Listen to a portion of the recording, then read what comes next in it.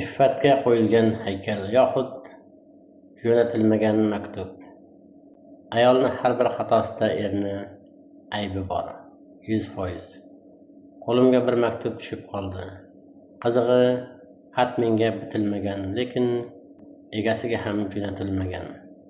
Keling, maqsadga o'tishdan oldin ushbu maktub bilan tanishamiz.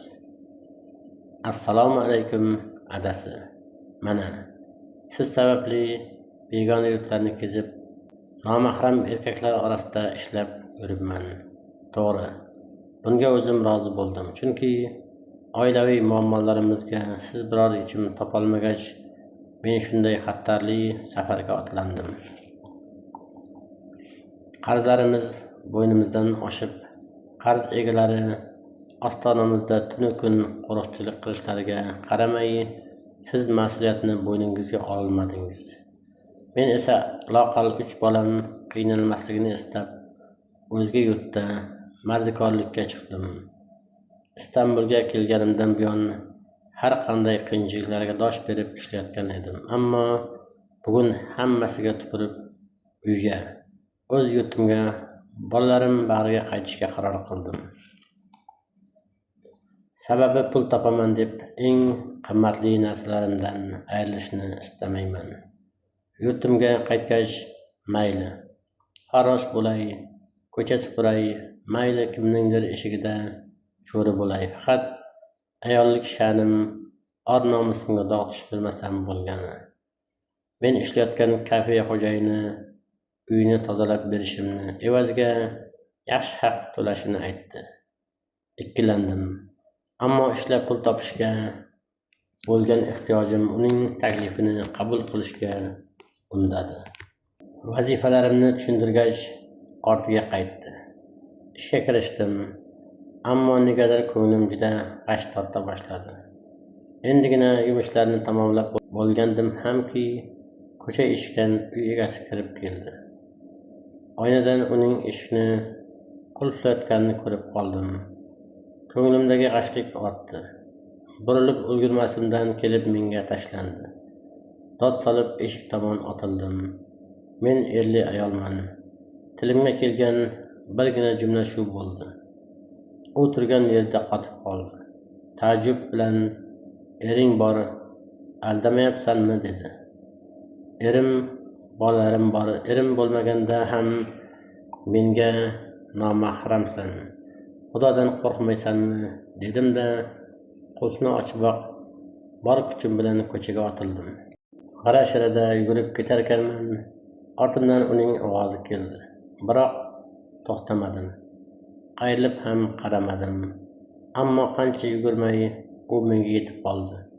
Tiz cho'kkancha, "To'xta, meni kechir. Kechirdim deb ayt. Istasang, ertagoq yurting jo'nab ketishingga yordam beraman. Faqat kechirsang bo'lgani. Bu ish qiyomatga qolmasin", deya yalindi. Oyoq yalang ekanimni shundagina bildim. Qolgan birorta gapi qulog'imga kirmadi. Bir amallab kafega yetib oldim. Zaruratni qo'ylarga solgandan xo'rligim keldi. Ayol ekanimdan ilk bor pushaymon edim. Tuni bilan yig'lab chiqdim. Bolalarimiz ko'z o'ngimdan o'ta boshladi. Garchi biror nojo'ya ish qilmagan bo'lsam ham, endi sizning bolalarimning ko'zlariga qanday qarayman degan o'y ich-etimni kemirdi. Uning uyida qolib ketgan sumkam ertalab eshigim tutqichiga osib qo'yilgandan bildimki, menga ro'para bo'lishga jur'ati yetmagan. U va'dasida turdi. Nihoyat o'choqdaman. Yig'layotganimni bildirmaslik uchun ro'molchamni axtararkanman, barmoqlarim buklangan qog'ozga tegdi. Ajablandim. Xat ekan. Orasiga solib qo'yilgan ko'k qog'ozlarni ko'rib, hammasini tushundim. Xat qisqagina edi. "Singlim, meni tavbaga, sajdaga, namozga qaytarding. Sendan qarzdorman. Bundan keyin begona yurtlarga hech qachon yolg'iz borma. Eringga ayt, sendek ayolni asray olmasa, badali og'ir bo'ladi.